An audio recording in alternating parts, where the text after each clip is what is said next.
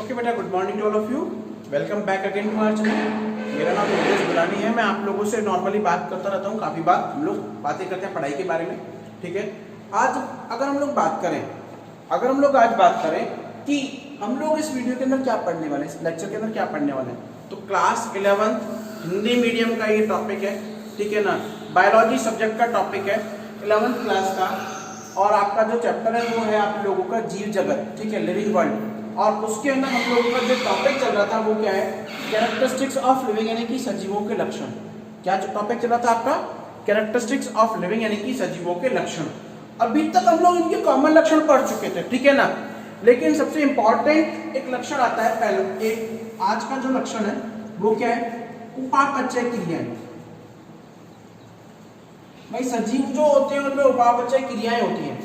अब अगर हम लोग बात करें उपापचय की, ठीक है, किसकी बात करें, उपापचय की, तो उपापचय है क्या, ये दो वर्डों से मिलकर बना है, दो शब्दों से मिलकर बना है, उपचय और अपचय। उपचय और अपचय दो शब्दों से मिलकर बना है। भाई सर आप क्या बता रहे हो, मेरे को समझ में नहीं आ रहा है, हम लोगों ने आज तक ऐसा शब्द पढ़ा नहीं। काफी टीचर्स इसको बेटा मेटाबॉलिक रेट्स बताते हैं, मेटाबॉलिक। अच्छा, उपापचय क्रियाएं एक्चुअल में है क्या, हम लोग अगर बात करें उपापचय क्रियाओं की, तो उपापचय क्रियाएं बेटा वो रिएक्शंस हैं, वो क्रियाएं हैं जो किसी भी जीव को जिंदा रहने के लिए अत्यंत आवश्यक है, बहुत इंपॉर्टेंट होती है बेटा रिएक्शंस। ठीक है, मेटाबॉलिक रेट्स जो होती है, उपापचय क्रियाएं जो है वो क्या है, बहुत ही ज्यादा जरूरी होती है। वो क्या है, आप लोगों की बहुत ही ज्यादा जरूरी होती है। भाई क्यों जरूरी है, किसी भी जीव के, यहां बात किसकी हो रही है, सजीव की। हम लोग निर्जीव की बात नहीं कर रहे, क्योंकि निर्जीव में क्या है बेटा, ये क्रियाएं होती नहीं है। निर्जीव में क्या है, ये उपापचय क्रियाएं क्या है, नहीं होती है, होती नहीं है निर्जीव के अंदर। हम लोग क्या बात कर रहे हैं, सजीवों की। किसकी बात कर रहे हैं, सजीवों की। याद रखिएगा बेटा, हम लोग किसके लक्षण पढ़ रहे हैं, सजीवों के।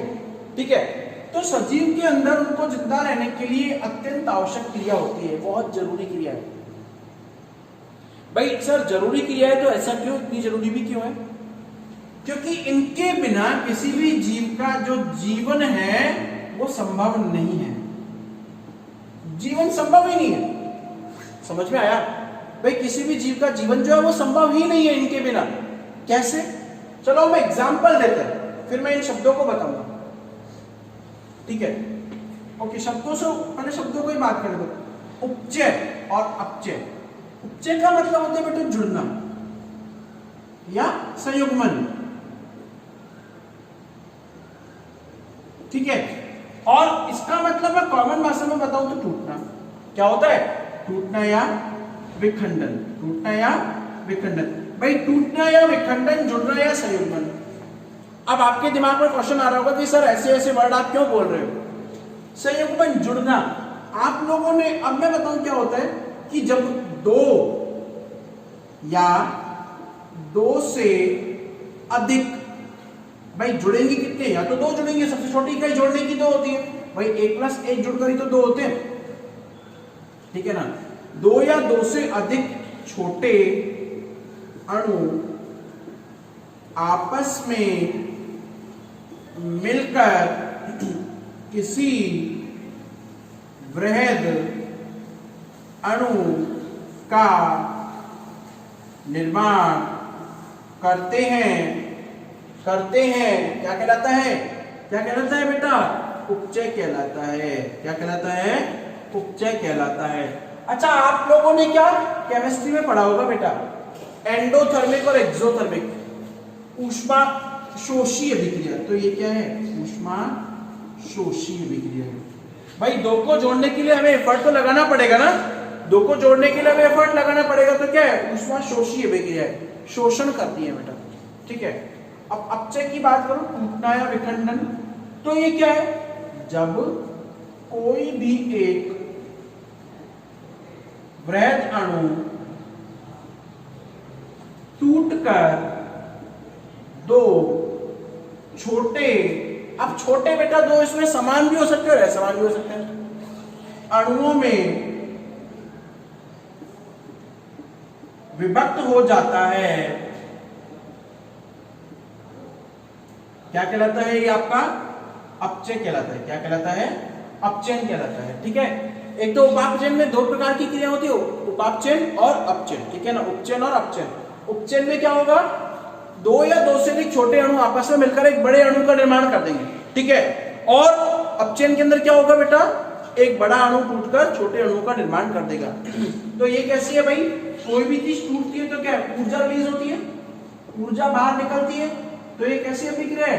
ऊष्माक्षेपी अभिक्रिया। ऊष्माक्षेपी यानी ऊष्मा को क्या करती है? ये बाहर निकालती है। ठीक है, आप लोगों ने केमिस्ट्री में पढ़ा होगा, सुनिएगा मेरी बात, कि भाई ये नाभिक होता है, नाभिक में प्रोटॉन और न्यूट्रॉन होते हैं, और नाभिक के बाहर की कक्षाओं में क्या होता है? इलेक्ट्रॉन। अब हमने केमिस्ट्री में पढ़ा है कि इलेक्ट्रॉन जब अपनी एक कक्षा को छोड़कर दूसरी कक्षा में बाहर की तरफ जाता है या किसी निम्न कक्षा से उच्च कक्षा में जाता है तो वह ऊर्जा क्या करता है? ग्रहण करता है। अब भाई छोटे से बड़े में जा रहा है, छोटे बड़े बना रहे हैं, तो क्या है? ऊष्माक्षेपी ऊर्जा ले रहे हैं, और वही इलेक्ट्रॉन जब ऊपर से वापस नीचे की तरफ गिरता है, बड़े से छोटे में कन्वर्ट हो रहा है। ठीक है ना, तो क्या है? ऊर्जा को क्या कर रहा है? बाहर निकाल रहा है। आई बात समझ में? हालांकि मेरा केमिस्ट्री पढ़ाने का इंटेंशन नहीं था, लेकिन केवल समझाने के लिए। तो उपचयन और अपचयन अभिक्रियाएं क्या होती है बेटा? एक तो होता है संयुग्मन और एक होता है विखंडन। अब अगर हम लोग बात करें, सर आप बात तो कर रहे हो, इतना लंबा लंबा फेंक रहे हो, लेकिन कौन सी क्रिया है? अब देखिएगा, सुनिएगा क्या होता है, सुनिएगा क्या होता है। हम लोग सब क्या करते हैं? खाना खाया हमने, फूड, खाना खाया, खाने का क्या हो गया? पाचन हो गया। देखिएगा, मैं श्वसन की बात कर रहा हूं यहाँ पर। अब वो किस में कन्वर्ट हो गया? ग्लूकोज में कन्वर्ट हो गया, टूट गया। भोजन का क्या है? अब चलो मैं पाचन की बात करूं, चलो छोड़ो तुम श्वसन को। भोजन किस में कन्वर्ट हो गया? ग्लूकोज में टूट गया। अब ग्लूकोज क्या है? 6 कार्बन का अणु है। कितने कार्बन का अणु है बेटा? 6 कार्बन का अणु। ग्लूकोज से जब ग्लाइकोलाइसिस हुई, ग्लाइकोलाइसिस हुई, तो ग्लाइकोलाइसिस से 3 कार्बन के 2 पायरुविक एसिड बन गए। हालांकि आप लोगों के आएगा ये, चिंता मत करो, आपकी बुक में आएगा ये, पायरुविक अम्ल के अणु बन गए। ठीक है, अब जब ये पायरुविक अम्ल यहां से क्या हो गया? विखंडन हो गया भाई, अपचयन हो गया, टूट गया। अब ये पायरुविक अम्ल क्या करेंगे? ये पायरुविक अम्ल क्रेब्स चक्र में जाएंगे। कहां जाएंगे? क्रेब्स चक्र में जाएंगे, और क्रेब्स चक्र में जाकर क्या करते हैं? ये ऊर्जा का निर्माण करते हैं। किस रूप में? एटीपी।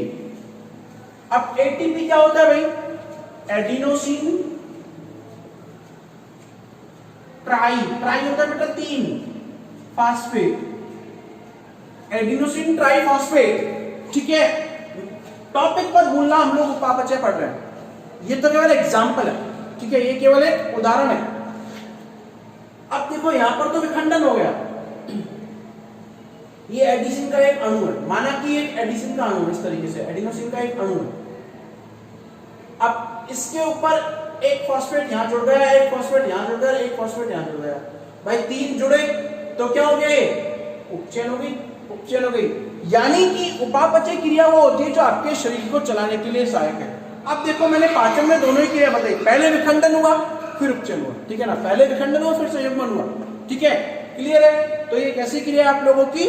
उपापचय क्रिया जीवों का एक महत्वपूर्ण लक्षण है। क्लियर है? जो किसी भी जीव के जीवन को पूरा करने के लिए अत्यंत आवश्यक होती है। क्लियर है बेटा? अत्यंत आवश्यक होती है। ओके, अब बात करते हैं हम लोग आगे, थोड़ा सा आगे चलिएगा आप लोग।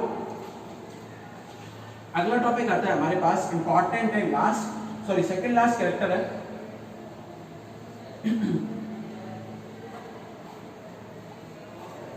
उसका नाम है आप लोगों के, नॉर्मली अगर मैं बात करूं तो वृद्धि।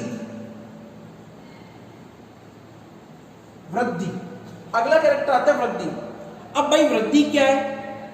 वृद्धि क्या है? तो वृद्धि को अगर हम लोग कॉमन भाषा में बोले तो ये होती है बढ़ोतरी। किसी भी चीज में इंक्रीमेंट होना, बढ़ना, किसी भी चीज के अंदर क्या होना? इंक्रीमेंट होना, बढ़ना। अब वृद्धि कितने प्रकार की होती है बेटा?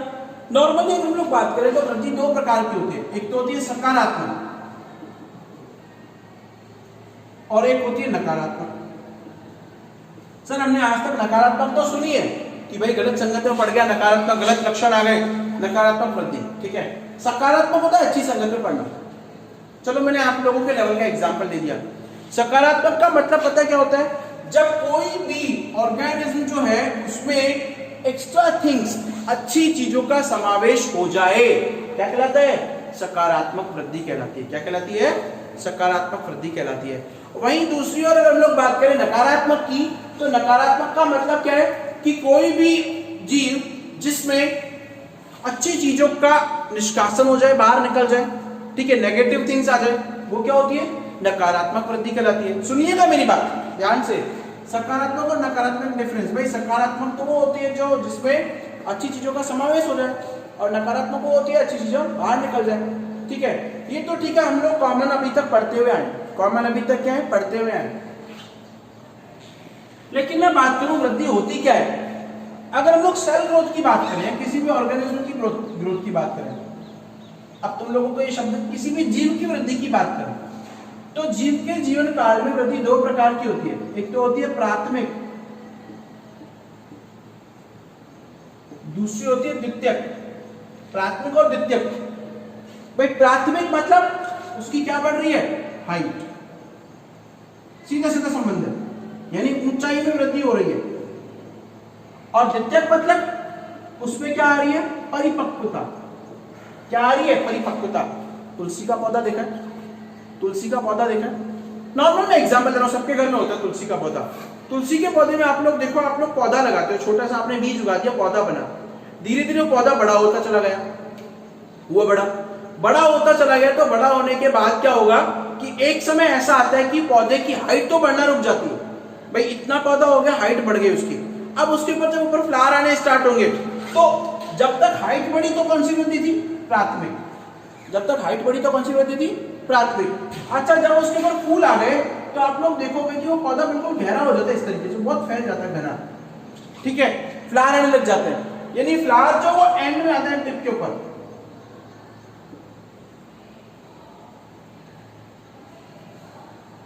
तो वो क्या है? द्वितीयक वृद्धि, यानी कि जब परिपक्वता आने लग जाती है। अगर हम लोग बात करें मनुष्यों की, तो आप लोगों ने 10th या जीवों की तो आप लोगों ने 10th क्लास में पढ़ा होगा, मनुष्यों के अंदर द्वितीयक लैंगिक लक्षण, जिसमें जननांगों में परिपक्वता आती है, ठीक है ना, तो वो क्या है? द्वितीयक वृद्धि है। और उससे पहले जब हाइट बढ़ती है बच्चे की, तो वो क्या है? प्राथमिक वृद्धि होती है। अच्छा, अगर हम लोग बात करें वृद्धि का कोशिका विभाजन से संबंध निकालूं, तो वृद्धि के अंदर क्या होता है? प्राथमिक वृद्धि में जो कोशिका विभाजन की दर है,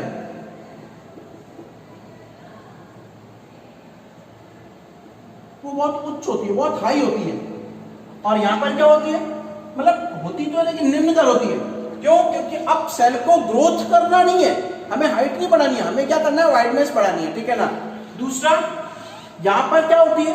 कोशिका विभाजन की दर की तो हम लोगों ने बात की। यहां पर क्या है? आप लोगों की सेल को की उपापचय क्रियाएं बहुत हाई होती है, यानी कि वृद्धि होगी तो उस टाइम आपकी जो उपापचय क्रियाएं हैं वो भी बहुत ज्यादा बढ़ोतरी होती है, ठीक है।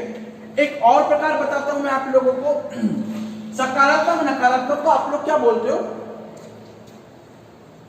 साइंस की टर्म में इनको गुणात्मक वृद्धि बोलते हैं। एक तो होती है गुणात्मक, जब अच्छे गुणों में हो, और एक होती है मात्रात्मक, यानी कि मात्रा में वृद्धि हो, ठीक है, कंटेंट। ओके, गुणात्मक और मात्रात्मक। फिर इन्हें वही गुणात्मक को पॉजिटिव, सकारात्मक और नेगेटिव, भाई अच्छे गुण आ रहे हैं, बुरे गुण आ रहे हैं, और इसको भी पॉजिटिव और नेगेटिव, यानी यहां पर भी अच्छे गुण आ रहे हैं और अच्छी, मतलब अगर अच्छे गुण आ रहे हैं तो मात्रात्मक वृद्धि अच्छी है। क्लियर है? तो ये आप लोगों की वृद्धि। लास्ट आता है डेथ, मृत्यु। अब आप सोचोगे कि सर ये मृत्यु कैसा है, मृत्यु का क्या संबंध है भाई? तो मृत्यु की हम लोग बात करें तो केवल इतना सा है आपकी बुक में कि प्रत्येक जीव अपना जीवन संपूर्ण करने के बाद, यहां वर्ड लिखा है जीवन संपूर्ण, यानी संपूर्ण जीवन चक्र पूरा करने के बाद मृत्यु को प्राप्त करता है, जो कि सजीवों का एक लक्षण है कि भाई वो मरेंगे। अब मरेंगे तो क्या होगा? उसका नाम निशान चला जाएगा। मरने से पहले क्या था? जनन हुआ था, ठीक है ना। तो क्या है कि वो चले गए लेकिन उनकी पीढ़ी का नाम अभी चलता रहता है। आई बात समझ में? तो लास्ट आता है आपका क्या? मृत्यु। और मृत्यु क्या है? वो भी सजीवों का एक लक्षण है, ठीक है। Okay, thank you.